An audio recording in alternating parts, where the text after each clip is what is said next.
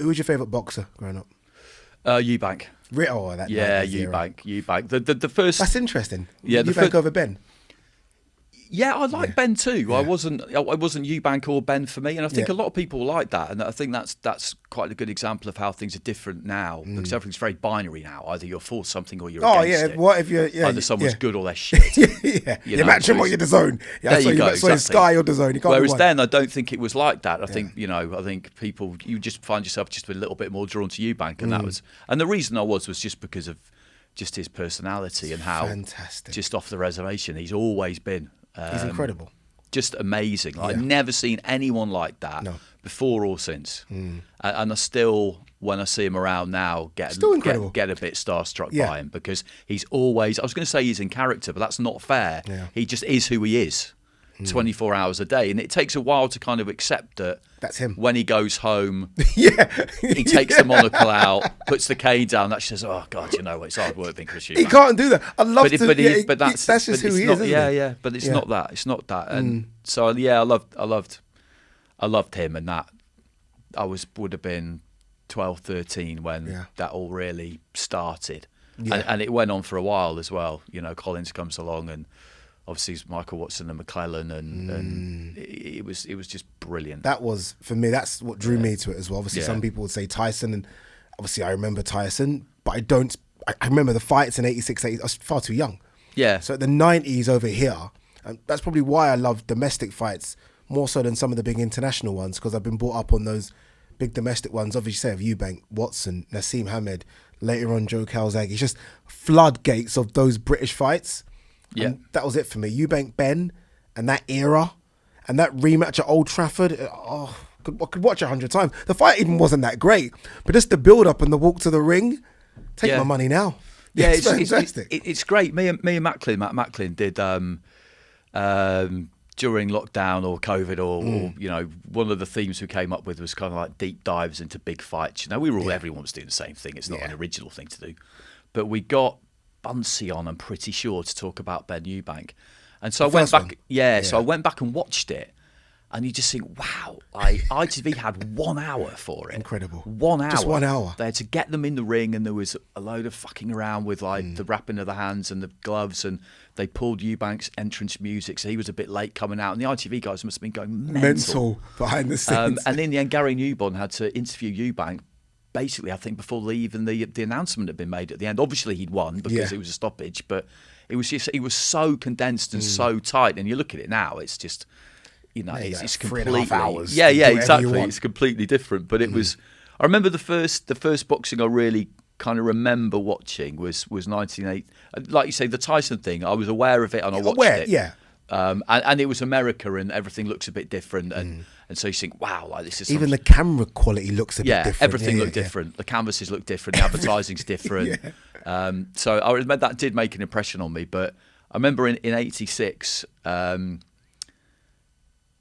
Dyer was the guy who really made me pay attention. Yeah. He was a real good amateur, boxed at welterweight, and I just remember, I didn't know what it was at the time, but I just remember watching, and I think it might have been recorded, or I'm not sure if it was recorded or live, but it was him winning the ABAs, and he won it by stoppage with an uppercut. And then I remember seeing him a few weeks later at the Commonwealth Games, and he was just smashing people. Really? He was just knocking people out, I think he won all his fights by stoppage and won a gold medal. And I remember looking at it and just thinking, this is great. And so that's kind of like he's sort of my guy, really, because and funnily enough, I love that. It's such a random guy. I love it. Really good amateur though, but he does some coaching at Islington, or he did a few years ago anyway. My wife went up there for a bit, and I said, who are your coaches? And she said one day, there's this guy who's like, I think he was a fighter, it's called Darren Dyer, and I just lost my shit completely.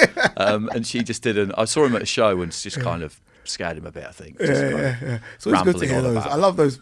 People wouldn't have said, like, no one, many people are going to Google Darren Dyer now and go and look at his fights. I think for me, obviously, look, I'm a massive Nigel Benn fan, just because that aura, you talk about Eubank and Ben, it's just the polar opposites. I loved it for some reason. But I think for me growing up, it was always Prince Nassim Hamed. Like, when you mentioned you've never seen nothing like Eubank before, I'd never seen anything like Prince Nassim. Yeah, I was like, who is this arrogant little fucker that's wearing a skirt I know. A leopard skirt. I was like, what? And he's flipping the. I was like, what's he doing? And he was only about 5'4". I was like, it's too arrogant, far too arrogant. But then he just looked so good in the ring. Yeah. His style was all over the place, but I just thought this is perfect. And I remember there was an advert when he started to do this American thing, and I don't know, you probably remember it was an Adidas advert. Yeah. And he flips off the fairy or whatever it was, and I think they says, he's here. And I was like, oh my God, we've not anything like this before. We've never said anything like this going to America. Obviously, it didn't quite work out, but he was incredible for me, Nassim, growing up. Yeah, he was. The 90s were a really interesting decade for that, because you had Nassim really, who kind of dominated things, but you had boxing to a large extent went off terrestrial TV and onto Sky. Yeah. But he was still a massive star. And I think he kind of proved that. They signed that crazy deal with Eubank originally, where I think they thought he was going to fight 8 times in a year or something absurd, which he obviously wasn't going to. And they did those fights with Collins, but Nassim was really, he proved, and Hatton after him, but Nassim was the first one. He proved that you could box on cable and still be a massive star, because he definitely was. He was moving so fast. He was too young to fight for a British title, so he fought for the European instead. And the whole Ingle Gym thing that was going on, which I've heard a lot about from Johnny down the years, was just fascinating. It was a real epicenter, and then Manchester was as it followed it with Hatton. And when you talk to people who were involved at that time, I'm always curious. Were you aware of that you were right in the middle of something that massive. Was something massive, and I always love it when people say, "Yeah, I was," because you just think, "God, what a waste if you weren't." But Johnny said, "Yeah," and Ryan Rhodes said the same when we spoke to him. He said, "Yeah, we knew, and we made sure we enjoyed every second of it." It's funny you mentioned Ricky there, because Ricky was probably, don't get me wrong, Ben, Eubank, Nassim, Joe Calzaghe, even to an extent Lennox Lewis, all massive stars. But in terms of that star that could actually carry people to America, Ricky was probably the first over here of like 20,000 would get on a plane and go with him, which was just unheard of. I mean, you're not doing that. And I think even the Americans were shocked, like this kid from Manchester can carry this amount over. Ricky was probably, they all were big stars, but in terms of just sheer numbers, Ricky was massive. Yeah, he was. And I think in the US, they're kind of fascinated by UK support, whatever sport it is, because they look at football, and in American sport, you don't have away supporters, do you? No I mean, chance. it's too big, isn't it? You can't. Whereas, you'd have to take a plane for 24 hours to get to some place. And I think they look at the fanatical level of support in the UK and in European football probably generally, and they are kind of borderline bewildered by it at times. And Hatton had that whole football thing, didn't he? Because of City, obviously, and look at Warrington with Leeds and Nathan Heaney with Stoke, and it works that. Not all the time. Everybody kind of chases it, right? I hate when people do it now. People chase it now. They do. And they attach themselves to clubs when there is no connection. Yeah. And I can see someone's obviously had a whisper in their ear, like, okay, you support him. And fans see through they that. They do, yeah. They do. They really do. But for Hatton, it was... I mean, it was absolutely, it was incredible, wasn't it? Those stories about those American nights. I mean, it just, I don't think you'll ever get somebody like that again. Can't think of it. Honestly, no. In those numbers, it was such an achievement, and it makes me laugh when people don't say this loads actually, but maybe not quite so much anymore. But it makes me laugh when people will say, "Oh, well, Ricky used to blow up in weight in between fights, and if he hadn't done that and lived the life more and all the rest of it," and you think, but if he'd done that, not the same. You're not going to get 40,000 people going to Las Vegas. If he was just a normal guy that didn't go to the pub, in Manchester, you need that. Honestly, you need that bit. It's funny because I was talking to someone about Nick Kyrgios, the tennis player, and I'm like, you can't take that out of his game. No. It's almost like the Wayne Rooney thing, football. You can't take that. You do that, they're just normal human beings. It just doesn't work. And Ricky...